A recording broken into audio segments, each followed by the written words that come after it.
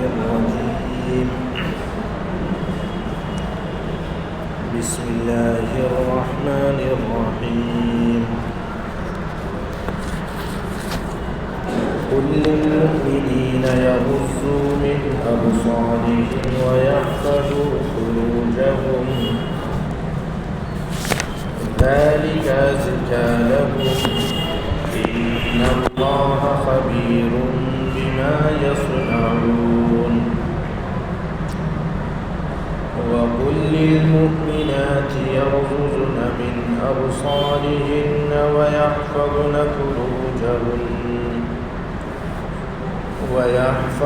فروجهن ولا يبدين زينتهن إلا ما ظهر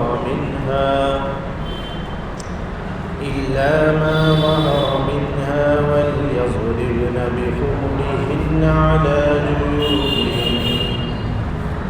ولا يبدين زينتهن إلا لبعولتهن أو آبائهن أو آباء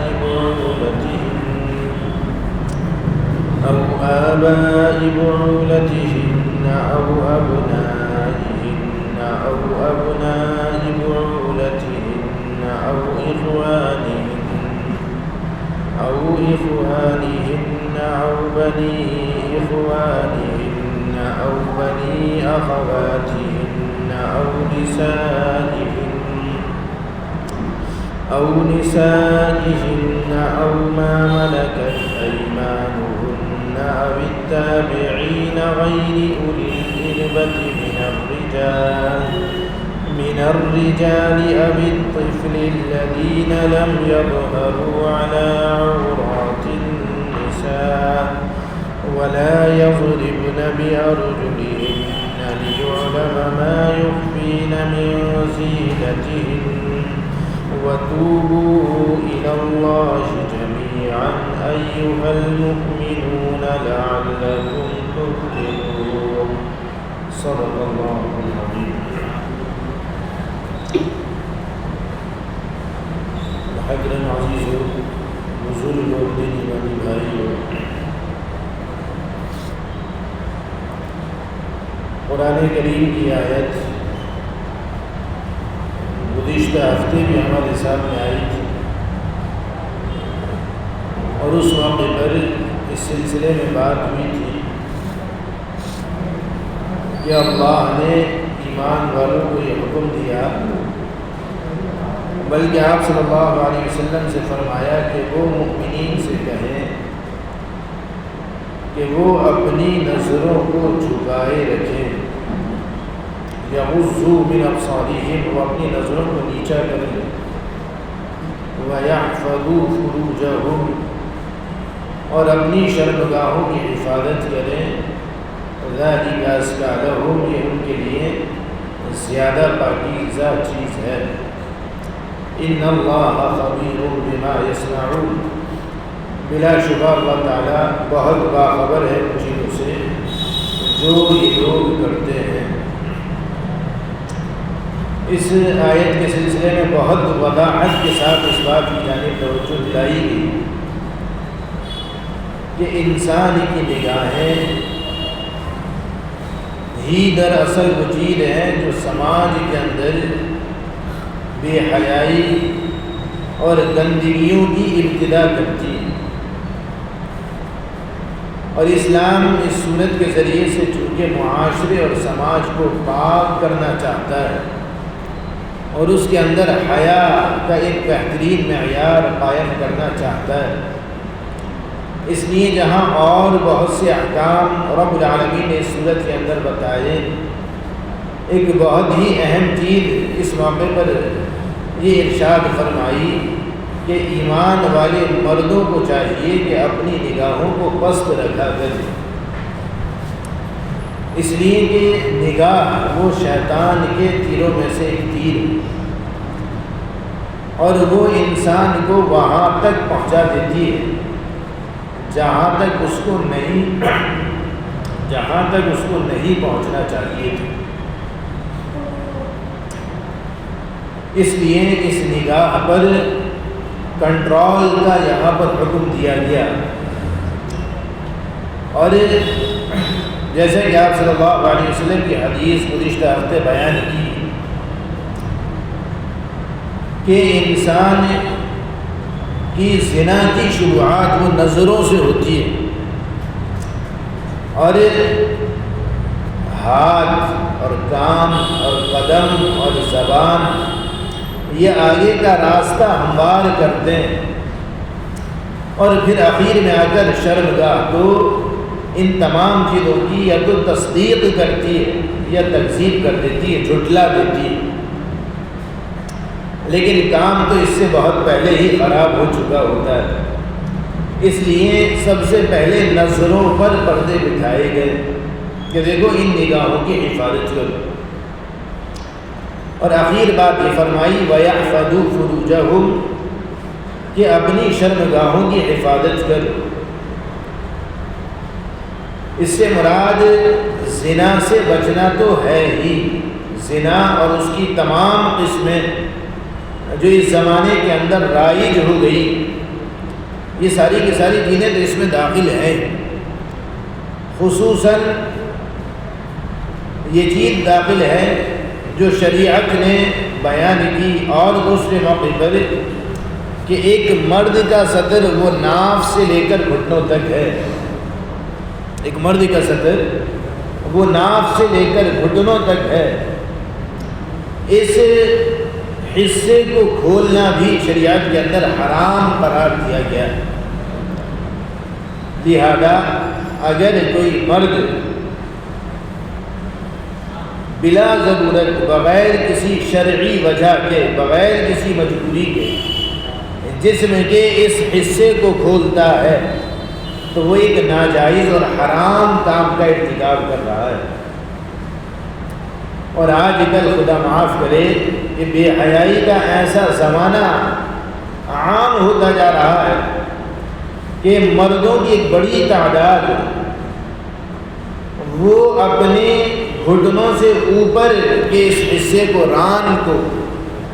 یہ کھول کر عام ٹہلنا، چلنا پھرنا، خود گھروں کے اندر ماؤں بہنوں کے سامنے اپنے گھٹنوں سے اوپر کے اس حصے کو کھول کر گھر کے اندر عام طور پر رہنا، اس کی قباحت اور گندگی گویا کہ ختم ہو چکی ہے۔ ایک صحابی فرماتے ہیں کہ میں آپ صلی اللہ علیہ وسلم کی خدمت میں بیٹھا ہوا تھا اور میرا ران کا کچھ حصہ کھل گیا، تہبند وغیرہ باندھے ہوں گے، اور اسی موقع پر بیٹھے ہوئے کہ وہ کپڑا اس جگہ سے ہٹ گیا اور ران کا کچھ حصہ وہ ظاہر ہو گیا، نظر آنے لگا۔ آپ صلی اللہ علیہ وسلم نے ان کو سمجھایا اور کہا کہ دیکھو یہ ران یہ صدر کے اندر داخل ہے، اس کو کھولنا جائز نہیں ہے۔ تو معلوم یہ ہوا کہ یہ حصہ، اس کا صدر ضروری ہے، چھپانا ضروری ہے، اس کو ظاہر کرنا، کھولنا یہ شرعی مجبوری کے تحت، علاج کے لیے یا کسی اور ایسی ضرورت کے تحت تو جائز ہوگا، وہ بھی بقدر ضرورت۔ لیکن جس طرح کی ایک تہذیب اور کلچر بن گیا، یا کہیے کہ بے حیائی اتنی غالب آ گئی کہ اب گندی چیزیں بھی گندی نہیں لگتی، اور جیسا سماج بن گیا کہ انسان اپنے اس حصے کو کھول کر عام طور پر نہاتا ہے، چلتا ہے، پھرتا ہے،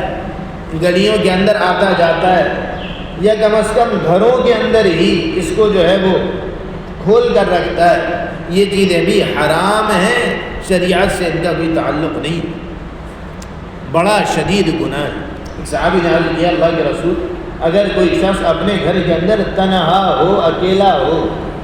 تو کیا اس موقع پر وہ اپنی ران کو، گھٹنے سے اوپر کے حصے کو کھول سکتا ہے؟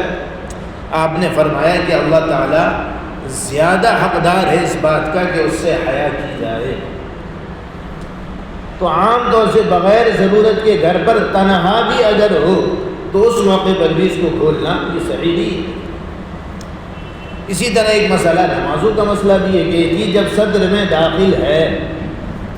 کہ اگر اس کا کچھ حصہ کھلا رہ گیا تو نماز نہیں ہوگی۔ اور معاملہ آج کا یہ ہوتا ہے کہ ایسے شرٹ یا بنیان پہنی جاتی ہے کہ جب اور اتنا تنگ لباس ہوتا ہے کہ جب بندہ حالت نماز میں ہو، رکوع میں ہو، سجدے میں ہو، تو ناف کے نیچے کا یہ حصہ یہ کھل جاتا ہے، اور اس موقع پر حکم یہ ہے شریعت کا کہ اگر کسی شخص کا صدر ایک رکن کے برابر کھلا رہ گیا، کہ جتنی دیر میں ایک رکن ادا کیا جائے اتنی دیر کھلا رہ گیا، ایک سجدہ ادا کیا جائے اتنی دیر کھلا رہ گیا، 3 مرتبہ سبحان ربی الاعلیٰ کہا جائے اتنی دیر کھلا رہ گیا، تو اس کی نماز فاسد ہو جاتی ہے، ٹوٹ جاتی ہے، اس کا اعادہ ضروری ہے، اس کو دہرانا ضروری ہے۔ لیکن ایک بڑی تعداد لوگوں کی وہ نماز میں آئی اور تنگ لباس ہوگا، رکوع کی حالت میں وہ شرٹ اوپر پہنچے گی، پینٹ نیچے کو کھسکے گی، اور پھر ہوگا یہ کہ ناف کے نیچے کا جو حصہ ہے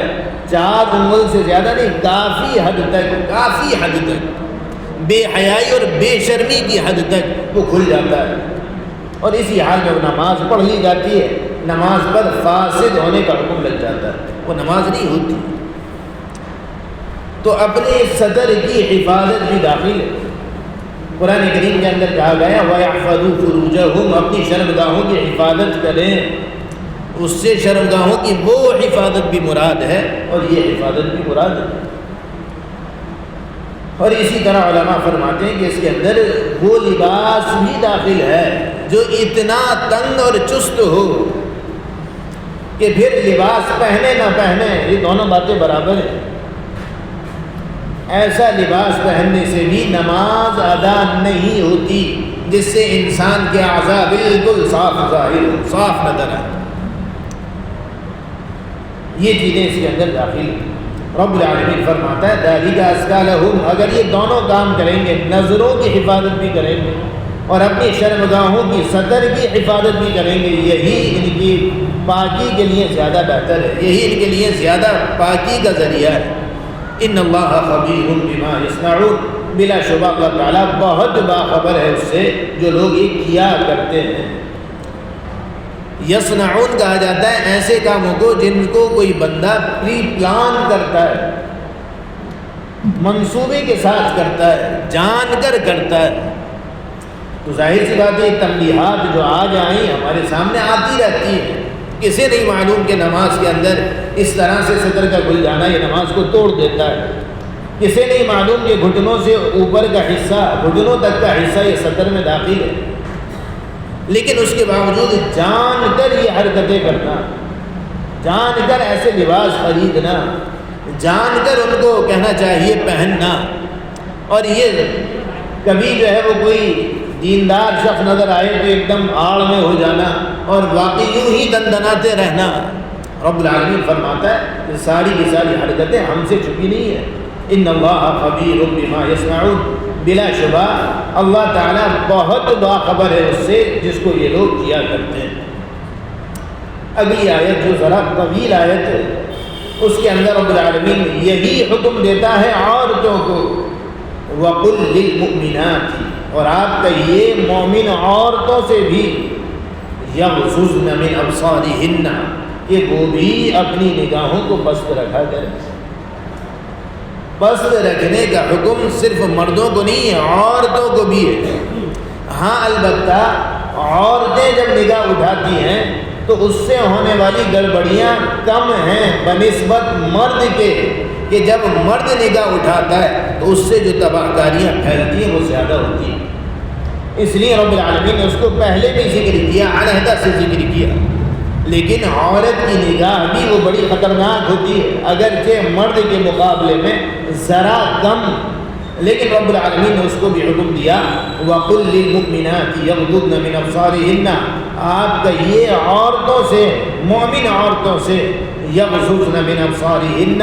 کہ وہ بھی اپنی نگاہوں کو پست رکھیں۔ آپ صلی اللہ علیہ وسلم ایک موقع پر اپنے گھر میں تشریف فرما تھے۔ ایک صحابی، نابینا صحابی حضرت عبداللہ ابن ام مکتوم رضی اللہ عنہ، نابینا صحابی تھے، وہ آپ صلی اللہ علیہ وسلم کے گھر میں تشریف فرما تھے، آپ کے ساتھ تھے، اور آپ کی ازواج مطہرات میں سے حضرت ام سلمہ رضی اللہ عنہ، اور حضرت میمونہ رضی اللہ عنہا آپ کی دونوں بیویاں وہاں کھڑی تھیں۔ آپ صلی اللہ علیہ وسلم نے فرمایا کہ یہ عبداللہ ابن ام مکتوم ہے، تم جو ہے وہ ان کے سامنے کھڑی ہو، ان کو دیکھ رہی ہو، اندر کیوں نہیں جاتی؟ کہنے لگی اے اللہ کے رسول، یہ تو نابینا ہیں۔ کیا فرمایا؟ یہ تو نابینا ہیں، یہ ہم تو کہاں دیکھیں گے، ان کو نظر تھوڑی آتا ہے، اس لیے ہم یہاں پر کھڑے ہیں۔ آپ صلی اللہ علیہ وسلم نے فرمایا افعمیاء انتما، کیا تم بھی نابینا ہو؟ تم کو تو اللہ نے آنکھیں دی ہیں۔ اور آپ صلی اللہ علیہ وسلم نے ان سے بھی کہا کہ دیکھو اپنی نگاہوں کو تمہیں بھی بچانا ہے، یہ سوچ کر نہیں کہ وہ بندہ نابینا ہے ہمیں نہیں دیکھ سکتا، نہیں، آپ نے فرمایا کہ افعمیاء انتما، کیا تم بھی نابینا ہو جو یہاں کھڑی ہو؟ تم کو تو اللہ نے نگاہیں دی ہیں۔ جس طرح ایک مرد کو اپنی نگاہیں کسی غیر محرم عورت کی جانب نہیں لگانی، اسی طرح ایک عورت کو بھی حکم ہے کہ وہ حجاب اور پردے سے آگے بڑھ کر وہ بھی کسی غیر محرم مرد کی جانب نگاہ نہ اٹھائے، دونوں کو حکم۔ اور آگے فرمایا وَيَحْفَظْنَ فُرُوجَهُنَّ، اور ان عورتوں کو بھی حکم دیا کہ یہ بھی اپنی شرمگاہوں کی حفاظت کریں، ان کے لیے بھی ضروری ہے کہ یہ بھی کہنا چاہیے اپنے آپ کو ڈھانک لیں، اپنے آپ کو پردے کے اندر رکھیں، اپنی شرمگاہوں کو، ایسے حصوں کو جن کو چھپانا ضروری ہے، ان کو کہنا چاہیے محفوظ رکھیں۔ اور آگے فرمایا وَلَا يُبْدِينَ زِينَتَهُنَّ إِلَّا مَا ظَهَرَ مِنْهَا، یہ دو حکم تو عورتوں کو وہی دیے گئے جو گزشتہ آیت میں مردوں کو دیے گئے تھے۔ نظروں کو جھکانا دونوں کے لیے برابر ہے، اور شرمگاہوں کی حفاظت یہ مردوں کو بھی حکم دیا گیا اور عورتوں کو بھی۔ کسی سماج اور معاشرے کو پاک صاف رکھنے کے لیے یہ چیزیں ضروری ہیں، اور یہ بات سورہ نور کی ابتدا سے چلی آ رہی ہے کہ رب العالمین چاہتا ہے کہ ایسا سماج، ایسا معاشرہ قائم ہو کہ جس کے اندر ہر فرد، ہر بندہ، ہر گھرانہ ایک حیا اور عزت کا چمکتا ہوا ستارہ نظر آئے۔ اور یہ جب ہی ممکن ہے جب قرآن کریم کی ان ہدایات پر عمل کیا جائے۔ قرآن کریم کی ہدایات یہ صرف اس لیے نہیں کہ اس کو قرآن کی زینت بنا کر رکھا جائے اور اس کو طاقوں کے اندر سجایا جائے بس، بلکہ قرآن کریم وہ کتاب ہے کہ جس کو عمل کر کر پورے سماج اور معاشرے کو پاکیزہ رکھا جا سکتا ہے۔ گھر جب گھر بنیں گے، جب قرآن کریم کی ان ہدایات پر عمل ہوگا، تب مائیں وہ مائیں بنیں گی کہ جن کے گود میں بچوں کی ایسی پرورش ہوگی کہ جو بچے اس تمام عالم کو اچھا اور بہترین سبق پڑھائیں گے، حیا کا، غیرت کا، عزت کا، عصمت کا۔ یہ جب مائیں وہ طریقہ اختیار کریں گی جو رب العالمین نے اس کتاب ہدایت کے اندر خصوصاً اس صورت اور ان آیات کے اندر بیان کیا ہے۔ دو حکم مردوں کو دیے، نگاہوں کو پست رکھنا اور شرمگاہوں کی حفاظت کرنا، اور یہی دو حکم عورتوں کو دیے کہ وہ بھی اپنی نگاہوں کو پست رکھیں اور اپنی شرمگاہوں کی حفاظت کریں۔ اور آگے فرمایا وَلَا يُبْدِينَ زِينَتَهُنَّ، اور اپنے مواضع زینت کو، ان حصوں کو جن پر زیب و زینت اختیار کی جاتی ہے، اس کو ظاہر نہ کریں۔ زینت کا لفظ اس معنی میں آتا ہے کہ انسان اپنے سجنے سنورنے کے لیے جو چیزیں اختیار کرتا ہے ان کو زیب و زینت کا سامان کہا جاتا ہے، جیسے کہ عمدہ کپڑے، اچھے زیورات وغیرہ۔ یہاں قرآن کریم کے اندر اس سے مراد عورت کے جسم کے وہ اعضاء، وہ حصے ہیں جہاں پر ایک عورت سجنے سنورنے کے زیورات اختیار کرتی ہے۔ اس کے اندر اس کا چہرہ بھی داخل ہے، نمبر 1، اس کے کان بھی داخل ہیں، نمبر 2، اس کا کہنا چاہیے یہ حصہ جس کو گریبان یا سینہ کہہ دیجئے وہ بھی داخل ہے، نمبر 3 کہ اس کے اندر ہار پہنا جاتا ہے، گالوں کے اندر بالیاں پہنی جاتی ہیں، اس کے اندر اس کا یہ بازو بھی، ہاتھ کا یہ حصہ بھی داخل ہے جس کے اندر چوڑیاں پہنی جاتی ہیں، نمبر 4، اور اس کا پاؤں اور پنڈلی بھی داخل ہے جس کے اندر پازیب پہنی جاتی ہے، نمبر 5۔ یہ حصے مواضع زینت یعنی جسم کے وہ پارٹ، وہ حصے کہلاتے ہیں جن کو ایک عورت سجنے سنورنے میں استعمال کرتی ہے۔ اس کا چہرہ، اس کے کان، اس کا یہ گریبان اور سینے کا یہ اوپری حصہ جہاں ہار پہنا جاتا ہے، اس کے یہ بازو اور اس کی پنڈلیاں، یہ مواضع زینت کے اندر داخل ہے۔ رب العالمین یہاں فرماتا ہے وَلَا يُبْدِينَ زِينَتَهُنَّ، وہ اپنی زیب و زینت کے ان جگہوں کو ظاہر نہ کرے۔ اس عورت کے لیے اپنے جسم کے ان تمام حصوں کو غیر محرم سے چھپانا ضروری۔ وَلَا يُبْدِينَ زِينَتَهُنَّ، وہ اپنے مواضع زینت کو وہ ظاہر نہ کرے، اور اس سے مراد اپنے کپڑے بھی ہیں۔ علماء فرماتے ہیں کہ کپڑے بھی ایک زینت کا سامان ہوتے ہیں، سجنے سنورنے کے کام میں آتے ہیں، تو عورت کے لیے ان جسموں کے ان حصوں کو چھپانا بھی ضروری ہے، اور اپنے عام لباس کو چھپانا بھی ضروری ہے کہ جس موقع پر وہ گھر سے باہر نکلے، اس لباس جو اس کے جسم کو خوبصورتی دینے والا لباس ہے، اس کو ڈھانپ لے کسی برقعے سے، چادر سے یا کسی اور چیز سے۔ وَلَا يُبْدِينَ زِينَتَهُنَّ، اور وہ اپنی زیب و زینت کو ظاہر نہ کرے، إِلَّا مَا ظَهَرَ مِنْهَا، مگر یہ کہ جو خود بخود ظاہر ہو جائے، یا جس کو کہنا چاہیے ظاہر کرنا مجبوری بن جائے۔ یعنی کہ جب عورت باہر نکلے گی تو برقع نہیں چھپ سکتا، اسے تو پہن کر ہی جانا ہے، اس کے اندر کا لباس تو چھپ جائے گا لیکن برقع نہیں چھپے گا، وہ چادر جو اوپر سے نیچے تک اوڑھی جائے گی وہ نہیں چھپے گی۔ إِلَّا مَا ظَهَرَ مِنْهَا، یہ جب باہر نکلے گی تو اس کو ظاہر کرنا ہی پڑے گا، اس لیے اس کو کہنا چاہیے ظاہر کرنے کی گنجائش۔ اسی طرح مجبوری جہاں پر بنے، کسی کہنا چاہیے ایسے موقع پر جہاں اپنے چہرے کو، اپنے ہاتھ وغیرہ کو ظاہر کرنا پڑے اور پاؤں وغیرہ کو، تو وہاں پر مجبوراً عورت ان چیزوں کو ظاہر کرے گی، کر سکتی ہے۔ دیکھیے ایک بات یہ ذہن میں رکھیے کہ ایک چیز ہوتی ہے ستر۔ ستر کہا جاتا ہے وہ حصہ جس کو نماز کے اندر چھپانا ضروری۔ مرد کا وہ حصہ جو ستر ہے وہ ناف سے لے کر گھٹنوں تک ہے،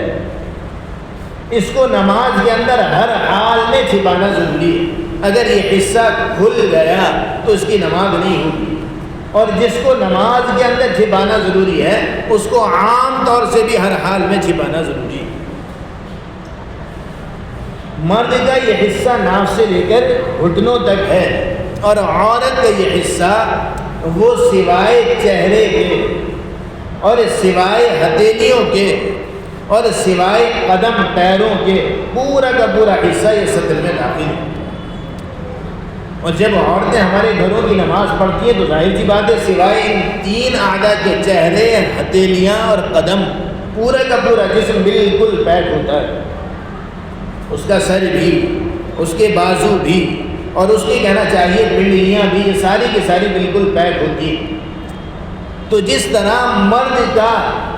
صدر نماز میں ضروری ہے اور یہی صدر اس کا عام لوگوں کے سامنے نہیں کھلے گا، اسی طرح عورت کا جو صدر ہے وہ بھی کہنا چاہیے نماز کے اندر تو ضروری ہے ہی، وہ بھی عام حالات کے اندر لوگوں کے سامنے نہیں کھولا جائے گا، عام حالات میں لوگوں کے سامنے نہیں کھولا جائے گا۔ ہاں مجبوری کے عالم میں جس طرح مرد اپنا یہ صدر ضرورتاً کھول سکتا ہے،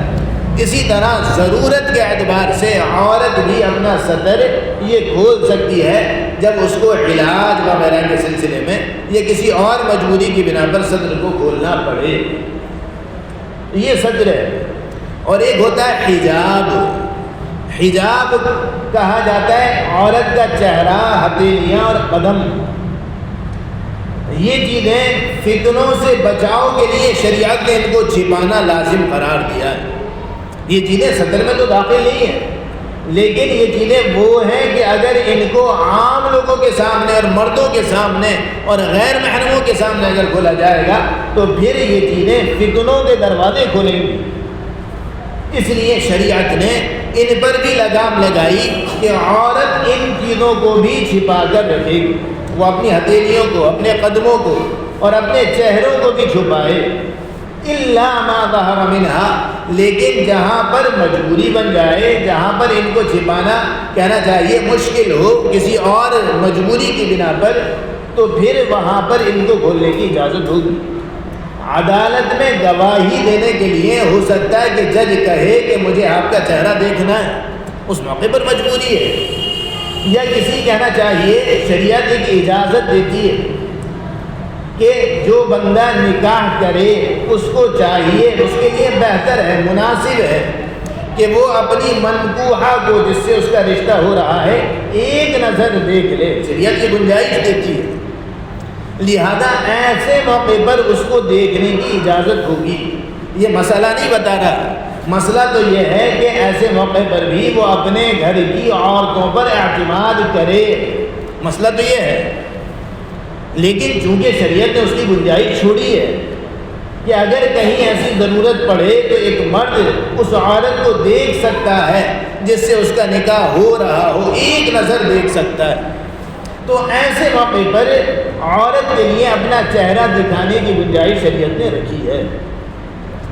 یعنی اس کے علاوہ بھی جو اور مجبوریاں انسان کی عام زندگی کے اندر ہو سکتی ہیں تو شریعت وہاں پر یہی کہہ رہی ہے وَلَا يُبْدِينَ زِينَتَهُنَّ، وہ اپنی زیب و زینت کو ظاہر نہ کرے، إِلَّا مَا ظَهَرَ مِنْهَا، الا یہ کہ جو ظاہر ہو جائے۔ اور آگے فرمایا وَلْيَضْرِبْنَ بِخُمُرِهِنَّ عَلَى جُيُوبِهِنَّ، اور ان کو چاہیے کہ وہ اپنی اوڑھنیوں کو اپنے گریدبانوں پر لپیٹ لیا کریں۔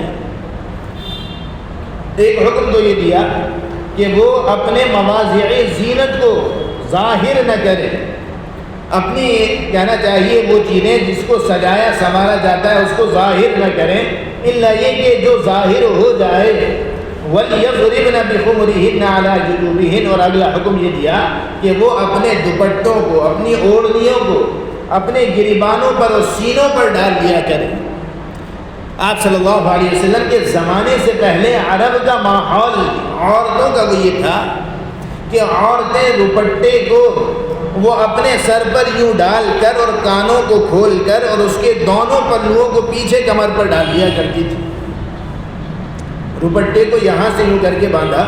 اور کانوں کو کھولا اور دونوں حصوں کو پیچھے پشت پر کمر پر ڈال لیا کرتی، اور ان کا اگلا پورا کا پورا حصہ وہ دوپٹے سے خالی ہوتا۔ یہ جاہلیت کی ایک رسم تھی۔ قرآن کریم نے اس کو بدلا کہ نہیں، یہ چیزیں یہ گناہ کی دعوت دینے والی چیزیں، یہ سماج کو گندگی کی جانب لے جانے والی چیزیں۔ رب العالمین نے ایمان والی عورتوں کو آپ صلی اللہ علیہ وسلم کے ذریعے سے حکم دلوایا کہ دوپٹوں کو اس طرح سے باندھنے کا رواج اب ختم ہونا چاہیے۔ اب عورتیں جو دوپٹہ باندھیں گی وہ اس طور پر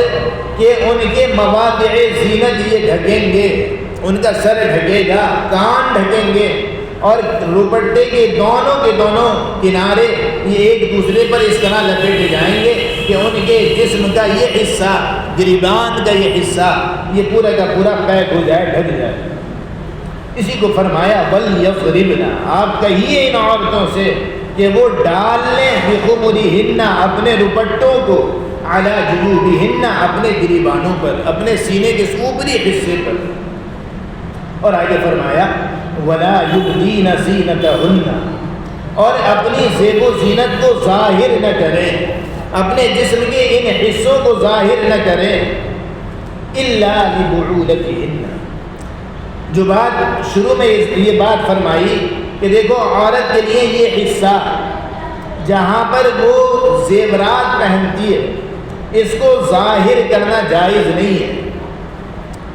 وہ اپنے بازوؤں کو بھی ڈھانک کر رکھے گی، وہ اپنے کانوں کو بھی ڈھانک کر رکھے گی، وہ اپنی پنڈلیوں کو بھی ڈھانک کر رکھے گی۔ قرآن کریم یہاں پر کچھ مردوں کو الگ کر دیتا ہے کہ عورتوں کے لیے ان مردوں کے سامنے گنجائش ہے کہ وہ ان مردوں کے سامنے اپنے یہ بازو کھول سکتی ہے، وہ ان مردوں کے سامنے اپنی یہ پنڈلیاں جہاں تک پازیب پہنتی ہے یہ قدم کھول سکتی ہے،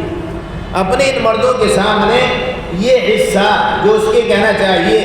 بالی پہننے کا ہے یہ کھول سکتی ہے،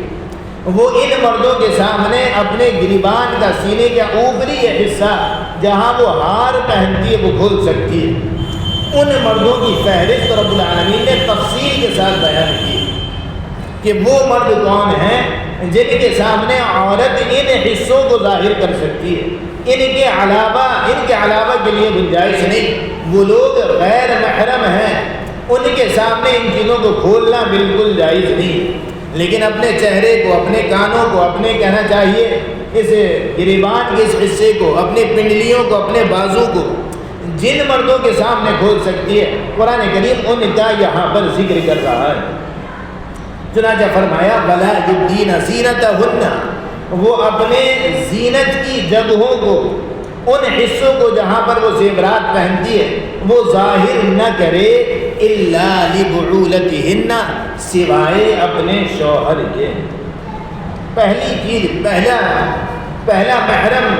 یعنی پہلی وہ شخصیت جس کے سامنے وہ کھول سکتی ہے اس کا شوہر۔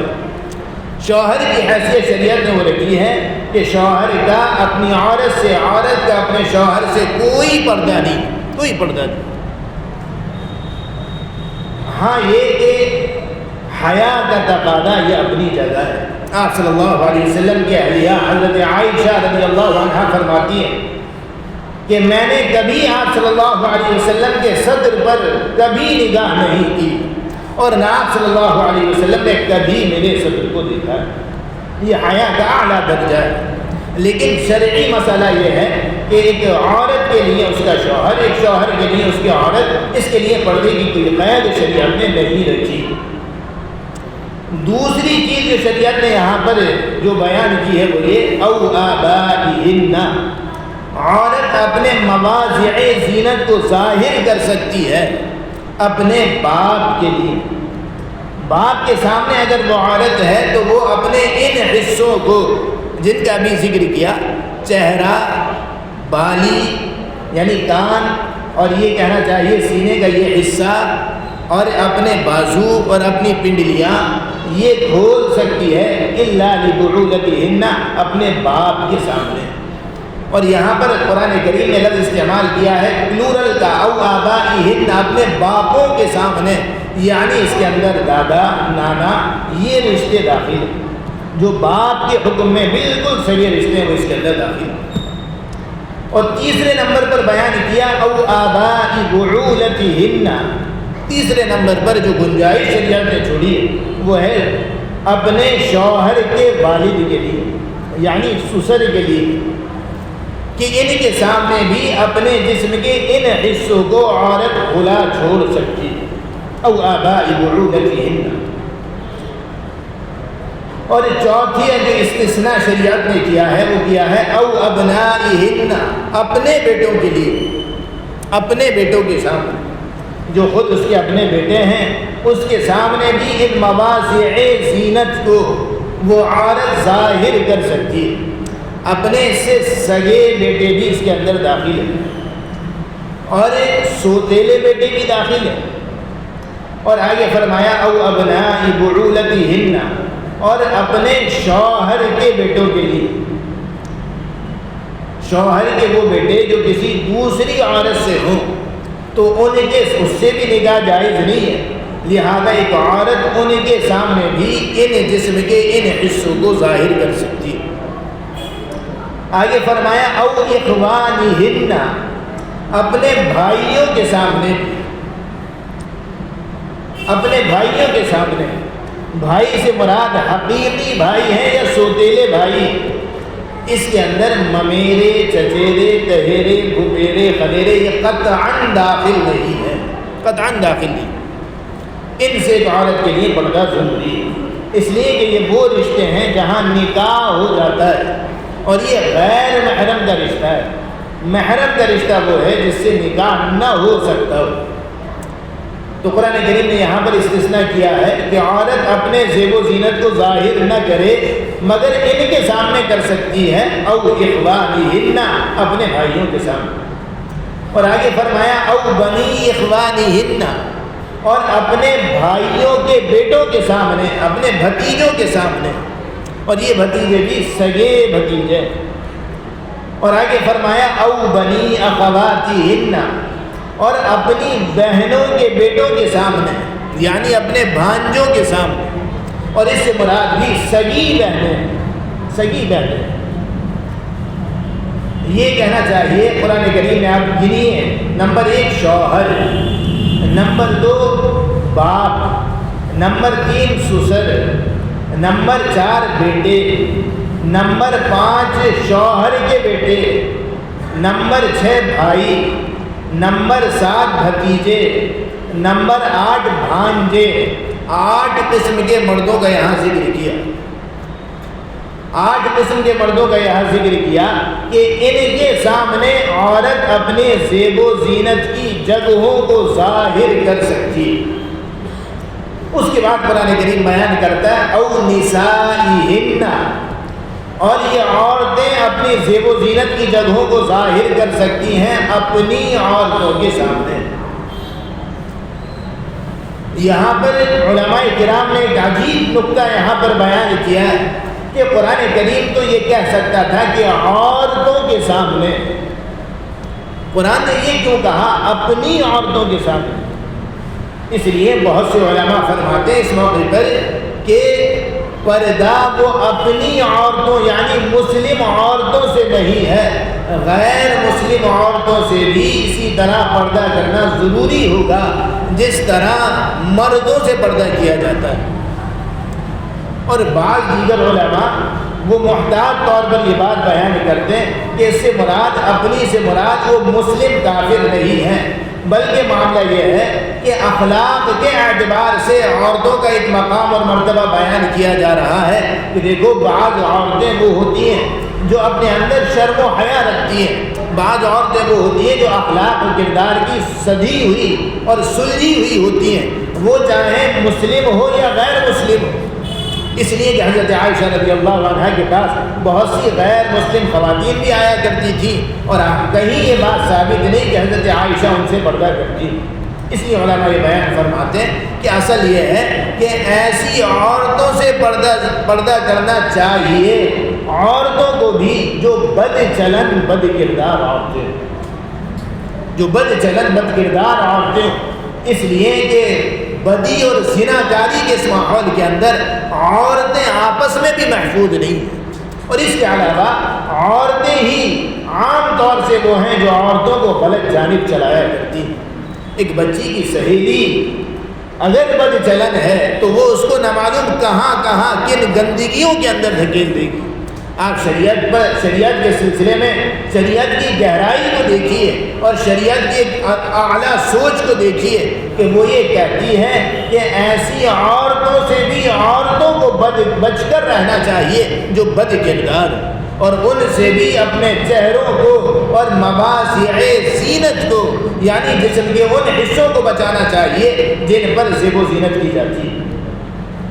قرآن کریم نے اس لیے یہاں پر یہ نہیں فرمایا عورتوں سے، بلکہ فرمایا اپنی عورتوں سے،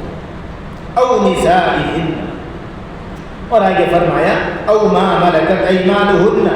اور ان سے جن کی یہ عورتیں مالک ہیں، یعنی وہ باندیاں جو ان عورتوں کی ملکیت میں ہیں۔ اس وقت تو باندیوں کا یہ نظام ختم ہو گیا، قرآن کریم جس موقع پر نازل ہوا تھا تب سے لے کر کئی صدیوں تک دنیا کے اندر غلام اور باندیوں کا نظام چلا ہے۔ شریعت نے جس طرح اوروں کے حقوق اور اوروں کے کہنا چاہیے ان کے مسائل کو بیان کیا، وہاں غلام اور باندیوں کے سلسلے میں بھی مسائل کو تفصیل سے بیان کیا۔ یہاں پر کہ رب العالمین نے بات ارشاد فرمائی او ما ملکت ایمانہن، کہ عورتیں اپنا کہنا چاہیے مواضع زینت کو ظاہر کر سکتی ہیں ان عورتوں کے سامنے بھی جو ان کی کہنا چاہیے باندیاں ہیں۔ وہ مرد جو کسی عورت کے غلام ہوں، علماء فرماتے ہیں کہ ان سے بھی پردہ واجب ہے۔ اس کی تفصیل بہت ہے، لیکن چونکہ اب نہ غلام ہیں اور نہ باندیاں ہیں، اس لیے اس طرح کی بات تفصیل کا ذکر یہاں پر کرنا وہ ایک تفصیل ہی کی بات ہو جائے گی۔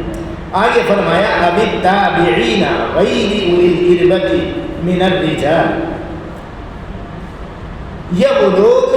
اب التابعین جو پیچھے پیچھے رہتے ہیں، غیر اولی الاربۃ من الرجال، مردوں میں سے ان کے اندر کوئی خواہش نہیں ہوتی۔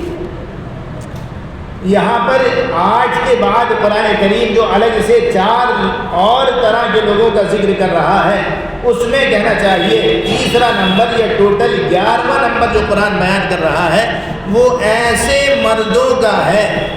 جو کہنا چاہیے ایسے مغفل اور کہنا چاہیے کچھ پاگل قسم کے لوگ ہوتے ہیں جن کو عورتوں سے کوئی دلچسپی نہیں ہوتی، اور وہ عام طور سے جو ہے وہ گھروں کے اندر کبھی داخل ہو جاتے ہیں کھانے پینے کے لیے۔ اپنے معاشرے کے اندر بھی کچھ لوگ ہیں ایسے، محلے کے اندر بھی، کہ بس گھر کے اندر آئے اور اندر داخل ہوتے چلے گئے، ان کو نہیں معلوم کہ عورتیں کیا ہیں، کس طرح، ایک عجیب سے ذہن کے اعتبار سے بڑے کمزور دیوانے سے لوگ جو ہوتے ہیں جن کو عورتوں کے سلسلے میں کوئی ایسی بات پتہ نہیں ہوتی۔ تو قرآن کریم یہ کہتا ہے کہ ایسے لوگوں سے بھی، ان لوگوں کے سامنے بھی عورت اپنے مواضع زینت کو ظاہر کر لے، اگر نہ چھپائے تو اس کی گنجائش، اس لیے کہ یہ لوگ یہ عورتوں کے سلسلے میں ان کو کوئی انٹرسٹ نہیں ہوتا، کوئی دلچسپی نہیں ہوتی، ان کے اندر کوئی خواہشات نہیں ہوتی عقلی اعتبار سے۔ یہ بات ذہن میں رہے، عقلی اعتبار سے، کہ ان کی عقلیں جو ہیں وہ اتنی معوف ہوتی ہیں۔ اس کے اندر بوڑھے داخل نہیں ہیں کہ کوئی کہے کہ جی یہ اتنا بوڑھا ہو گیا کہ اس کے کی ساری خواہشات مر چکی، یہ نہیں داخل ہے۔ اسی طرح اس کے اندر وہ بھی داخل نہیں ہے جو مخنث ہو، جو کہنا چاہیے جس کو اپنی عام زبان کے اندر کہا جاتا ہے ہجڑا، وہ بھی، اس سے بھی عورت کے لیے پردہ ضروری ہے، اس سے بھی ضروری ہے۔ آپ صلی اللہ علیہ وسلم کے گھر پر ایک اس طرح کا بندہ تھا، وہ کبھی آ جایا کرتا تھا اور وہ ظاہر یہ کرتا تھا کہ وہ عورت ہے،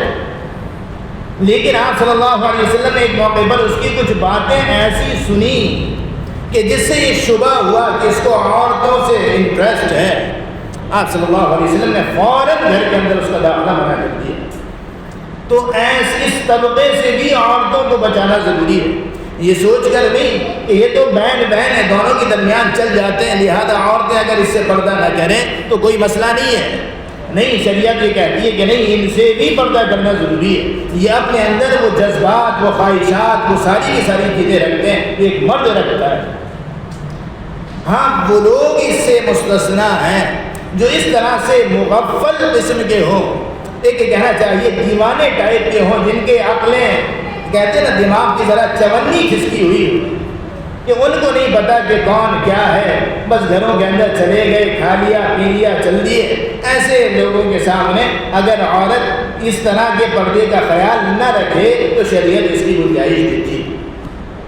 اور بعدی چیز جو شریعت نے یہاں بیان کی اور آخری وہ یہ اب الطفل الذین لم یظہروا علی عورات النساء، 12واں وہ طبقہ کہ جس سے عورت اپنے مواضع زینت کو جس کے سامنے ظاہر کر سکتی ہے، وہ بچے ہیں جو عورتوں کی خاص اوصاف اور صفات پر ابھی مطلع نہ ہوئے ہوں، وہ بچے جن کو عورتوں کے بارے میں زیادہ کچھ باتیں نہ پتہ ہوں، لیکن وہ بچے جو اتنے بڑے ہو گئے ہوں کہ عورت کی وہ باتیں جانتے ہوں، اوصاف صفات وہ ان چیزوں سے واقف ہوں، تو شریعت ان کو مراہق کہتی ہے کہ یہ بچے بڑے نہیں ہوئے لیکن بڑے ہونے والے ہیں، لہذا ان پر بھی وہی پابندیاں عائد ہیں جو ایک بالغ مرد پر عائد ہوں گی، وہی پابندیاں عائد ہیں۔ ہاں، وہ بچے جو چھوٹے ہوں، جن کو عورتوں کے سلسلے میں عورت کی پوشیدہ باتوں کی کوئی خبر نہ ہو، قرآن کریم نے یہی الفاظ استعمال کیا، اب الطفل الذین، یا وہ بچے لم یظہروا علی عورات النساء، جو عورتوں کی پوشیدہ اوصاف و صفات اور ان کی خصوصیات سے مطلع نہ ہوں، عورت ان کے سامنے اپنے مواضع زینت کو ظاہر کر سکتی ہے۔ یہ لفظ یاد رکھیے، میں مواضع زینت کا لفظ استعمال کر رہا ہوں، اس سے مراد یہ 5 چیزیں ہیں: کان، چہرہ، اور یہ سینے کا اوپری حصہ گریبان، اور بازو اور پنڈلیاں، جہاں پر عام طور سے زیورات پہنے جاتے ہیں۔ قرآن کریم یہ مسائل بہت تفصیل کے ساتھ بتا رہا ہے کہ عورت کہاں کیا کیسے کرے، کہاں کیا کیسے کرے۔ یہ حکم یہ تھا کہ یہ 12 لوگ ہیں جن کے سامنے عورت اپنے زیب و زینت کا اظہار کر سکتی ہے، اس کے علاوہ پھر گنجائش نہیں ہے، اس کے علاوہ گنجائش نہیں عام غیر محرم لوگوں کے سامنے۔ ہاں اس کے اندر چچا، ماموں وغیرہ یہ رشتے بھی داخل ہیں جو آبائہن کے تحت آ سکتے ہیں، باپ کی کیٹیگری میں وہ آ سکتے ہیں، لیکن اس کے علاوہ وہ رشتے جن سے شادی ہو سکتی ہے، شریعت یہ کہتی ہے کہ یہ غیر محرم ہیں، لہذا ایک عورت ان کے سامنے اپنے ان تمام اعضاء کو چھپائے گی، اور فتنوں کے اس دور کے اندر چہروں کو، ہتھیلیوں کو، قدموں کو چھپائے گی، اس لیے کہ سماج کے اندر یہ چیزیں اگر ظاہر ہوئی تو پھر فتنے برپا ہوں گے، پھر معاشرہ وہ بے حیائی کی جانب بڑھے گا، معاشرہ بد اخلاقی، بد کرداری کی جانب بڑھے گا، اس کے اندر نہ کوئی مرد محفوظ ہوگا نہ کوئی عورت محفوظ ہوگی۔ شریعت اس لیے لگام لگاتی ہے، اور آخری حکم اس سلسلے میں یہ دیا وَلَا يَضْرِبْنَ بِأَرْجُلِهِنَّ لِيُعْلَمَ مَا يُخْفِينَ مِنْ زِينَتِهِنَّ۔ شریعت کی نگاہ وہ بڑی حساس نگاہ ہے، وہ انسان کی فطرت سے واقف ہے، انسان کے دل کے اندر اور دماغ کے اندر جو خیالات اچانک ایک دم نکل کر آتا ہے، شریعت اس کو نکلنے سے پہلے جان لیتی ہے۔ قرآن کریم یہاں پر ایک نصیحت آخری اس آیت کے اندر یہ کرتا ہے کہ آپ کہیے ان عورتوں سے وَلَا يَضْرِبْنَ بِأَرْجُلِهِنَّ، یہ اپنے قدموں کو زمین پر نہ ماریں، اپنے قدموں کو پیروں پر نہ ماریں، لِيُعْلَمَ مَا يُخْفِينَ مِنْ زِينَتِهِنَّ، تاکہ اس کے ذریعے سے علم ہو جائے جو وہ زیب و زینت چھپائے ہوئے ہیں۔ قدموں کو اگر مار کر چلیں گی تو زیور بجے گا، اور جب یہ زیور بجے گا تو اس کی آواز غیر محرم کے کان کے اندر پڑے گی، اور جب ایک آواز اس غیر محرم کے کان کے اندر پڑے گی تو دل اور دماغ جہاں چلے گا، شریعت پہلے ہی لاک لگاتی ہے، یہ قدم نہ ماریں۔ اور اسی آیت کے سلسلے میں علماء کرام مسائل بیان کرتے ہیں، اور آپ صلی اللہ علیہ وسلم کی احادیث سے بھی ساری چیزیں ثابت ہیں کہ عورت کی آواز کا بھی پردہ ہے۔ قرآن کریم نے ایک موقع پر فرمایا آواز کا بھی پردہ ہے۔ اسی طرح کہنا چاہیے عورت کو لیے ایسے زیورات پہن کر عام مجمع کے اندر جانا بھی منع ہے جو کہنا چاہیے بجنے والے ہوں، گھنگرو ہوں، پائل پازیب ایسی جس کے اندر گھنگرو لگے ہوئے ہوں، اور جب عورت چلے تو وہ بجتے ہوئے چلیں، اس کو بھی شریعت نے منع کیا ہے۔ یہ کہنا چاہیے زیورات کے اندر گھنگرو تو نہ ہوں، لیکن وہ زیورات ایسے ہوں کہ اگر چلا جائے تو آپس میں ٹکرا کر ان سے آواز پیدا ہو، شریعت نے اس کو بھی منع قرار دیا ہے۔ اسی طرح عورت کے لیے خوشبو لگا کر عام مجمع کے اندر نکلنا، شریعت نے اس کو بھی کہنا چاہیے منع قرار دیا ہے۔ شریعت ہر اس دروازے کو بند کرتی ہے جو کسی مرد کو کسی عورت کی جانب اٹریکٹ کر دے، یا کسی عورت کو کسی مرد کی جانب، کسی مرد کو کسی عورت کی جانب کشش اور جاذبیت کے تمام طریقوں کو شریعت منع کرتی ہے۔ وہ آواز کے ذریعے ہو، وہ کسی اور کہنا چاہیے گھنگرو اور پائل کی آواز کے ذریعے ہو، وہ کسی خوشبو اور عطر کے ذریعے ہو، وہ خود اس ایک عورت کی کہنا چاہیے آواز کے ذریعے ہو، وہ ایک عورت کے لباس اور کپڑے کے ذریعے ہو، وہ ایک عورت کے کہنا چاہیے چہرے یا ہتھیلی یا قدم کے ذریعے ہو۔ حدیث پاک کے اندر آتا ہے کہ عورت کو چاہیے کہ جب وہ نگلا کرے تو اپنے پیروں کو بھی، اپنے لباس کو، اپنی اوڑھنی کو وہ زمین پر گھسیٹ کر لے کر چلا کرے تاکہ قدم بھی جو ہے وہ ظاہر نہ ہوں۔ ایک زمانہ تھا جب عورتیں، معزز گھرانوں کی عورتیں وہ اس طرح کا پردہ کیا کرتی تھی، اور آج غیر کہنا چاہیے اسلامی تہذیب کا یہ اثر ہے۔ یہ ساری کی ساری تفصیل سورہ نور کے شروع میں وضاحت کے ساتھ آ چکی ہے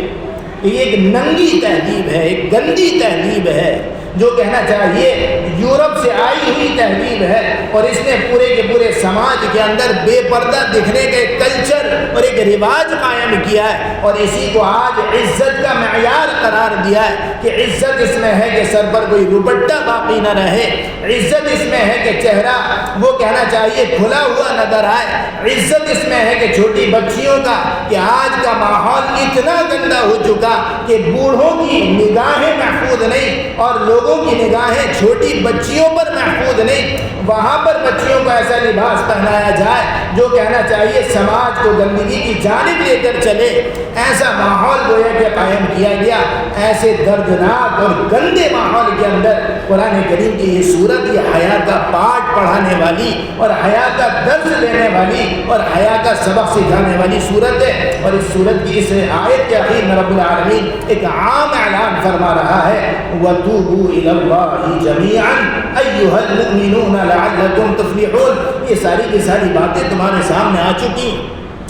تم نے اس کو سارے مسائل کو تفصیل کے ساتھ سمجھ لیا، تم نے جان لیا کہ کیا کرنا ہے کیا نہیں کرنا، تم کو سمجھ میں آ گیا کہ حیا کیا چیز ہوتی ہے، پردہ کیا چیز ہوتی ہے، تمہارے سامنے آ گیا کہ تم کو اپنے گھر کی عورتوں کو کیسے لے کر چلنا ہے اور ان کو کہنا چاہیے حیا اور پردے کے سلسلے میں ان کو کیا تعلیم سکھانی ہے۔ گزشتہ اپنی خطائیں تمہارے سامنے آ چکی کہ ہاں ہم نے کل اور پرسوں اور آج سے پہلے کیا خطائیں کی، خود اپنی ذات کے سلسلے میں اور اپنی ماتحت عورتوں کے سلسلے میں جو ہم سے کمیاں ہوئی، ہم چاہتے ان کو باحیا بنا دیتے، ہم چاہتے ان کو غیرت کا پاٹ پڑھا دیتے، ہم چاہتے تو ان کو عزت اور ناموس کی حفاظت کرتے، ہم چاہتے تو سارے کے سارے سماج کو اصلاح کی جانب لے کر چلتے، لیکن کمی ہم نے کی، کوتاہی ہم نے کی، سماج کو بے حیائی کی جانب ہم نے دھکیلا، اپنی ذات کو بگاڑ کر اور اپنے کہنا چاہیے ماتحتوں کو بگاڑ کر۔ قرآن کریم یہاں پر بڑا شاندار جملہ کہتا ہے وَتُوبُوا إِلَى اللَّهِ جَمِيعًا